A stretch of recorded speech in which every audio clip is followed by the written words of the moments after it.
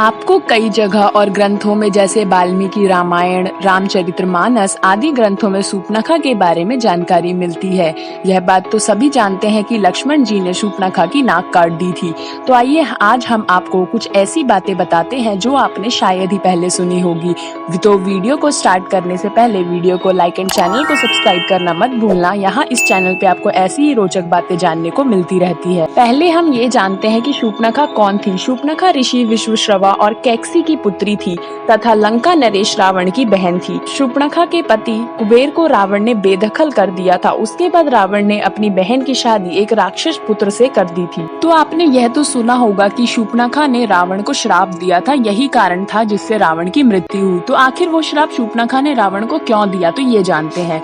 त्रिलोक्य विजय पर निकले रावण ने एक युद्ध में उसके पति को मार डाला था। इससे शूर्पणखा बहुत दुखी थी। उसने मन ही मन में रावण को श्राप दिया और कहा, मेरे ही कारण तेरा सर्वनाश होगा। रावण ने उसे आश्वस्त करते हुए अपने भाई खर के पास उसको रहने के लिए भेज दिया। यह भी कहा जाता है कि एक बार रावण शूर्पणखा के घर गया। शूर्पणखा का पति श्रीहरि का उपासक था, यानी कि उनकी पूजा करता था। यह देखकर रावण को गुस्सा आया और उसने उसका वहीं पर वध कर दिया। राम पर मोहित हुई शूर्पणखा। कथा के अनुसार श्री राम वन में रहते थे वनवास के दौरान अपनी पत्नी और अपने भाई के साथ। वहाँ शूर्पणखा ने जब श्री राम को देखा तो उन पर मुग्ध हो गई। राम का परिचय जानकर उनसे कहा कि मैं इस प्रदेश में स्वेच्छाचारिणी राक्षसी हूँ, मुझसे सब डरते हैं। विश्वा का पुत्र बलवान रावण मेरा भाई है, मैं तुमसे विवाह करना चाहती हूँ। यह सुनकर श्री राम जी मुस्कुराए और कहा, शादी हो चुकी है तथा मेरा भाई अविवाहित है, तुम उनके पास जाओ। फिर लक्ष्मण ने काटी शूर्पणखा की नाक। शूर्पणखा ने लक्ष्मण के पास जाकर विवाह का प्रस्ताव रखा तो लक्ष्मण जी ने अस्वीकार कर उसे फिर से राम के पास जाने को कहा।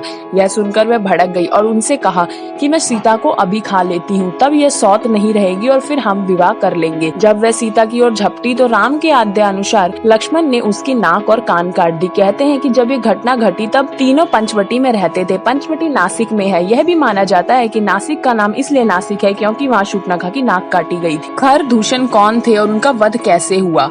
खरदूषण शूर्पणखा के भाई लगते थे। अपनी नाक कटी लेकर शूर्पणखा अपने भाई खरदूषण के पास गई। खरदूषण ने राम और लक्ष्मण के ऊपर सेना के सहित हमला किया। राम ने लक्ष्मण और सीता को एक कंदरा में जाने को कहा। वे अकेले ही पूरा युद्ध लड़ रहे थे। अंत में उन्होंने खरदूषण और उनकी सेना सहित सबका वध कर दिया। मुनि और गंधर्व भी यह युद्ध देखने के लिए गए थे। दूषण त्रिशिरा तथा अनेक राक्षसों के मारे जाने पर खर स्वयं राम से युद्ध करने गया और वह भी मारा गया। राम ने खरदूषण त्रिशिरा तथा 14,000 राक्षसों को मार डाला। क्या हुआ जब शूर्पणखा गई कटी हुई नाक लेकर रावण की सभा में।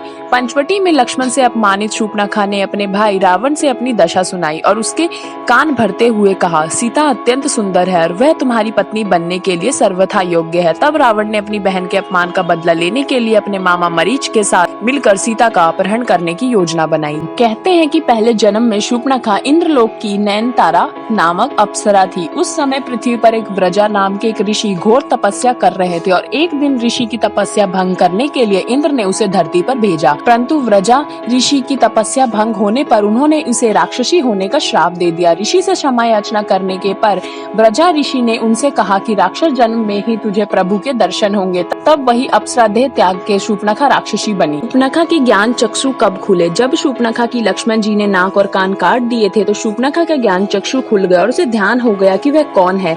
तब उसने प्रभु के कार्य पूरा करने के लिए उनकी सहायिका बनकर प्रभु के हाथ से खरदूषण, रावण, कुंभकर्ण, मेघनाद आदि राक्षसों को मार डाला और प्रभु प्राप्ति की उचित प्रक्रिया अपनाने के लिए पुष्कर जी में चली गई और जल में खड़ी होकर भगवान शिव का ध्यान करने लगी। लेकिन यह भी कहा जाता है कि रावण का वध होने के बाद शूर्पणखा दैत्य गुरु शुक्राचार्य के पास चली गई थी और जंगल में उनके आश्रम में रहने लगी थी। कैसे बनी शूर्पणखा श्री कृष्ण की पत्नी। शूर्पणखा के शिव आराधना के बाद भगवान शिव ने शूर्पणखा को दर्शन देकर वरदान दिया कि 28वें द्वापर युग में जब श्री राम कृष्ण अवतार लेंगे तब कुब्जा के रूप में तुम्हें श्री कृष्ण से पति सुख की प्राप्ति होगी। तब श्री कृष्ण तुम्हारी कुबर ठीक करके वही नयनतारा अप्सरा का मनमोहक रूप प्रदान करेंगे। तो वीडियो यहीं एंड करते हैं। यह थी शूर्पणखा के बारे में 10 रोचक कथा। और अगर आपको वीडियो अच्छी लगी हो तो वीडियो को लाइक एंड चैनल को सब्सक्राइब किए बिना मत जाना। कमेंट में जरूर बताना आपको वीडियो कैसी लगी। वीडियो को ज्यादा से ज्यादा शेयर करना और हम मिलेंगे किसी नेक्स्ट इंटरेस्टिंग टॉपिक के साथ।